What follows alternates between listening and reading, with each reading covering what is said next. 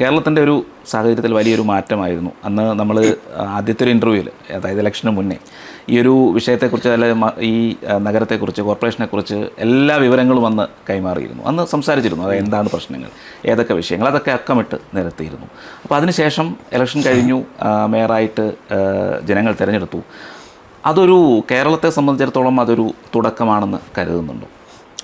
കേരളത്തിൽ വലിയ രാഷ്ട്രീയ മാറ്റം വരികയാണ്.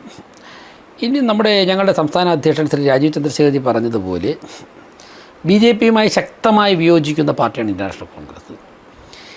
ഇവിടുത്തെ ന്യൂനപക്ഷ വിഭാഗമൊക്കെ തന്നെ ഇപ്പോൾ കാര്യമായിട്ട് ഇന്റർനാഷണൽ കോൺഗ്രസിനെ പിന്തുണ കൊടുത്തിരിക്കുകയാണ്. ആ പിന്തുണയൊക്കെ അവർക്ക് നിലനിർത്താൻ അവർക്ക് സാധിച്ചാൽ ഇന്റർനാഷണൽ കോൺഗ്രസിൻ്റെ നേതൃത്വത്തിലുള്ള ഒരു മുന്നണിയും BJPയുടെ നേതൃത്വത്തിലുള്ള മറ്റൊരു മുന്നണിയുമായിരിക്കും കേരളത്തിൽ ഇനി രാഷ്ട്രീയ രംഗത്ത് സജീവമാകാൻ പോകുന്നത്. മാർക്സിസ്റ്റ് പാർട്ടിയിലുള്ള വിശ്വാസം മാർക്സിസ്റ്റ് പാർട്ടിയുടെ അണികൾക്ക് നഷ്ടപ്പെട്ടിരിക്കുന്നു.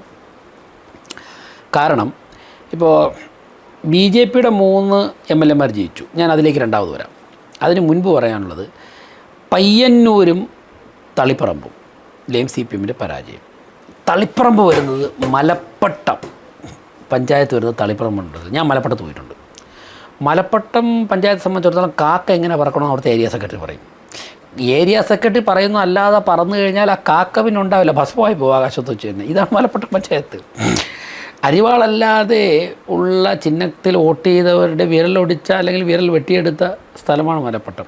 ആ മലപ്പട്ടം ഉൾപ്പെടുന്ന പഞ്ചായത്തിലാണ് TK ഗോവിന്ദൻ ജയിച്ചത്.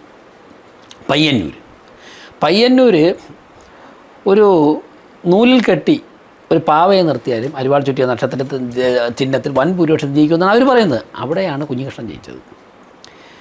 സുധാകരൻ ആലപ്പുഴ. അപ്പോൾ CPMൻ്റെ കോട്ട കൊത്തളങ്ങളെന്ന് അവർ പറയുന്ന സ്ഥലത്താണ് വൻ ഭൂരിപക്ഷത്തിൽ. മുഖ്യമന്ത്രിയുടെ ഭൂരിപക്ഷം ഈ താഴോട്ട് പോകുന്നില്ലേ, മുഖ്യമന്ത്രി വിജയിക്കുമെന്ന്. അപ്പോൾ ഇതെന്താണ്? CPM പ്രവർത്തകർക്ക് അവരിലുള്ള വിശ്വാസം നഷ്ടപ്പെട്ടു, ആ പാർട്ടിയിലുള്ള വിശ്വാസം നഷ്ടപ്പെട്ടു. സ്വാഭാവികമായിട്ടും അവിടെ ഉണ്ടാകാൻ പോകുന്ന ഒഴുക്ക് BJPയിലേക്കാണ് വോട്ട്. ഞങ്ങൾ തന്നെ ഇപ്പോൾ കോർപ്പറേഷൻ ഭരണത്തിലെത്തി എന്താണ്, CPMൻ്റെ വാർഡുകളൊക്കെ ഞങ്ങൾ പലതും പിടിച്ചതുകൊണ്ടാണ്. അപ്പോൾ സ്വാഭാവികമായിട്ടും ഇപ്പോൾ ഇരിക്കുന്ന ഒന്നാം നിര ലീഡർഷിപ്പ് കൂടി CPMൽ നിന്നും മാറുന്നതോടുകൂടി വലിയ കാലമൊന്നും എടുക്കില്ല അതിന്. ഈ പാർട്ടി പിന്നെ ഉണ്ടാകാത്തൊരു സാഹചര്യം. ഇപ്പോൾ തന്നെ ഞാൻ തിരുവനന്തപുരത്തിലായിരുന്നു. തിരുവനന്തപുരം CPM പിക്ചറിലില്ല. കഴിഞ്ഞ പാർലമെൻറ്റ് തിരഞ്ഞെടുപ്പ് കഴിഞ്ഞപ്പോഴേക്കും CPMന് ഞങ്ങളെക്കാളും 2 ലക്ഷം വോട്ട് കുറവാണ് LDFന്. തിരുവനന്തപുരം ജില്ലയിൽ LDFന് 2 ലക്ഷം വോട്ട് കുറവാണ്. ഞങ്ങൾ പിടിച്ചെടുത്ത 3 സീറ്റ് LDFൻ്റെ സീറ്റാണ്. ആ 2 സീറ്റ് CPMൻ്റെ സീറ്റാണ്. കഴക്കൂട്ടം CPMന് നല്ല പൊളിറ്റിക്കൽ സ്റ്റേക്ക് ഉണ്ടായിരുന്ന സീറ്റാണ്. നേമം അവരുടെ മന്ത്രിയുടെ സിറ്റിംഗ് സീറ്റായിരുന്നു. ചാത്തന്നൂർ LDFൻ്റെ സീറ്റാണ്. അപ്പോൾ ആ കോട്ടകളിലേക്ക് കടന്നു കയറുകയാണ്. സ്വാഭാവികമായിട്ടും കേരള രാഷ്ട്രീയത്തിൽ വലിയ മാറ്റം വരുന്നു. ഇപ്പം പിന്നെ ജയിച്ചു ചെന്ന 3 പേരും ചെറിയ ആൾക്കാരല്ല, നന്നായിട്ട് രാഷ്ട്രീയം 3 തരത്തിൽ. ഗോകുമാർ സാർ ഞങ്ങളെ പാർലമെൻറ്റ് പാർട്ടി ലീഡർ, അവിടെ അടിസ്ഥാനപരമായി പ്രവർത്തിച്ചിട്ടുള്ള ആൾ.